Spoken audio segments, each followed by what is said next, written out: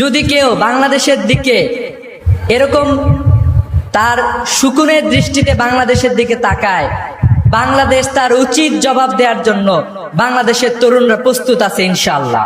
যে কিভাবে চাঁদাবাজির পরিমাণ বাড়ানো যায়, দখলের পরিমাণ বাড়ানো যায়, কিভাবে ক্যাম্পাসের মধ্যে তার ভাই পলিটিক্সকে ম্যাক্সিমাইজ করা যায়, কিভাবে তার পিছনে কত সংখ্যক শিক্ষার্থী ঘুরবে এটার প্র্যাকটিস বেশি করা যায়। আমরা ডাকসুতে নির্বাচিত হওয়ার পরে ঘোষণা দিয়েছিলাম যে আজকে নির্বাচন হয়েছে, আজকে রেজাল্ট হয়েছে, এখন এর পরে কোনো ধরনের বিজয় মিছিল হবে না, আমরা এখানে ভাই পলিটিক্স করতে আসি নাই। রাষ্ট্রের এখান থেকে আমাদের পূর্বপুরুষরা যখন পৃথিবীতে সভ্যতার উন্নত শিখরে আমরা ছিলাম, যে সময়টাতে এই অঞ্চলের যোগাযোগ ব্যবস্থা, এই অঞ্চলের রাষ্ট্র ব্যবস্থা, এই অঞ্চলের শিক্ষা ব্যবস্থা টপ মোস্ট লেভেলে ছিল, যখন এই অঞ্চলে সে সময়ের ব্রিটিশরা, সে সময়ের ইংরেজরা, সে সময়ের অন্যান্য উন্নত রাষ্ট্র যাদেরকে আমরা এখন উন্নত রাষ্ট্র বলি, যাদের কাছে শিখতে চাই, যাদেরকে ফলো করতে চাই, যাদের ব্যাপারে আমরা খুব পুলকিত হই, সেই কমিউনিটির নাগরিকেরা আমাদের এই এলাকায় আসতেন এবং শিখতে আসতেন, পড়তে আসতেন, ব্যবসা করতে আসতেন, রাষ্ট্র ব্যবস্থা দেখতে আসতেন।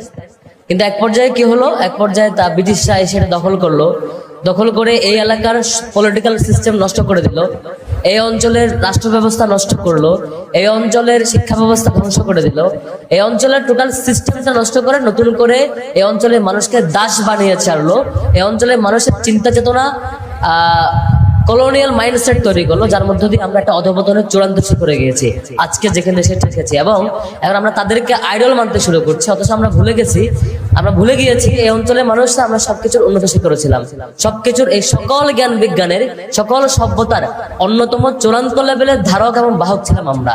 আমরা আজকে পিছিয়ে গিয়েছি। আজকে স্বাধীনতার এত বছর পার হওয়ার পরে এই অঞ্চলের স্বাধীন জাতি হিসাবে আমাদের অন্যতম বড় করণীয় ছিল আমাদের সেই হারানো গৌরব ফিরিয়ে নেওয়া। আমাদের করণীয় ছিল আমাদের এই ইয়ুথদেরকে, এই স্টুডেন্টদেরকে, আমার সকল শিক্ষার্থীকে এই জাতির জন্য উপযোগী করে গড়ে তোলা। ছাত্র শিবিরের জায়গা থেকে, ছাত্র শিবির আপনারা দেখে থাকবেন এবছর ডাকসু, চাকসু, রাকসু নির্বাচন হয়েছে, আরো অসংখ্য পলিটিক্যাল ইভেন্ট গিয়েছে।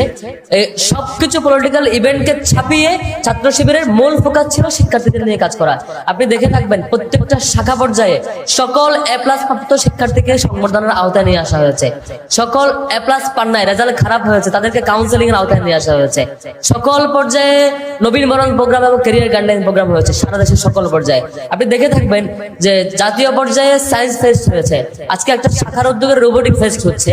আবার দেখে থাকবেন যে 26 সাল এখনো আসে নাই, সেটার প্রকাশনা উৎসব হয়েছে, সকল ক্যাটাগরির প্রকাশনা। অর্থাৎ একটা শিক্ষার্থীকে যত ক্যাটাগরিতে যতভাবে ডেভেলপ করা যায়, ছাত্র শিবিরের জায়গা থেকে আমরা সকল পর্যায়ে চেষ্টা